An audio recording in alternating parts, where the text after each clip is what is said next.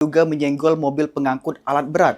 Mobil truk tangki CPO mengalami kebocoran hingga membasahi jalan lintas timur Banyuasin KM 57, Desa Lubuk Lancang, Kabupaten Banyuasin.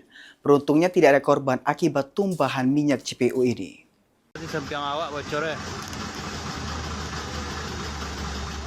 Mobil truk tangki CPO mengalami kebocoran akibat menyenggol mobil pengangkut alat berat di jalan lintas timur Banyuasin KM 57, Desa Lubuk Lancang, Banyuasin. Akibat peristiwa tersebut menyebabkan jalan menjadi licin, sehingga pengendara memperlambat laju kendaraan agar tidak terjadi kecelakaan. Warga setempat mengatakan peristiwa bocornya truk tangki CPO terjadi sore hari, sehingga membuat arus lalu lintas macet.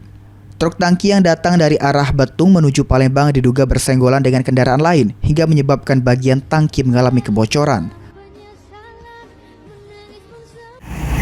Mobil itu dari CPO itu ke sini katanya informasinya kan bersenggolan. Nah, itulah terjadi bocor. Laju nyari tempat untuk minggir di sini. Laju sampai sini. Sudah bisa minggir, tutup di tampalnya pakai bantal kan, cucunya pakai lubang itu pakai bantal itu. Enggak bocor lagi. Langsung mampet ya.